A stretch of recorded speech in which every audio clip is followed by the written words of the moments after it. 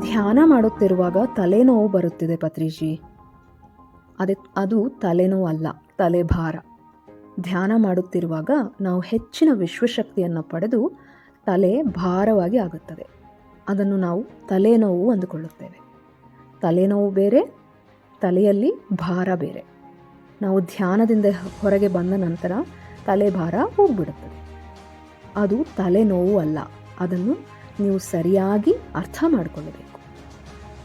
ನೀವೊಂದು ಸ್ಪಾಂಜನ್ನು ನೀರಿನಲ್ಲಿ ಇರಿಸಿದರೆ ಅದು ಎಲ್ಲ ನೀರನ್ನು ಹೀರಿಕೊಳ್ಳುತ್ತದೆ ಮತ್ತು ಅದು ಭಾರವಾಗುತ್ತದೆ. ಹಾಗೆಯೇ ನಾವು ಧ್ಯಾನ ಮಾಡುತ್ತಿರುವಾಗ ನಮ್ಮ ತಲೆಯು ವಿಶ್ವಶಕ್ತಿಯನ್ನು ಹೀರಿಕೊಳ್ಳುತ್ತದೆ, ಹಾಗಾಗಿ ಭಾರವಾಗುತ್ತದೆ. ಅದು ಬಹಳ ಒಳ್ಳೆಯ ವಿಷಯ. ಜನರು ಇದನ್ನು ತಲೆನೋವು ಎಂದು ತಪ್ಪಾಗಿ ಅರ್ಥ ಮಾಡಿಕೊಳ್ಳುತ್ತಿದ್ದಾರೆ. ಆದರೆ ಅದು ತಲೆನೋವಲ್ಲ, ತಲೆಭಾರ.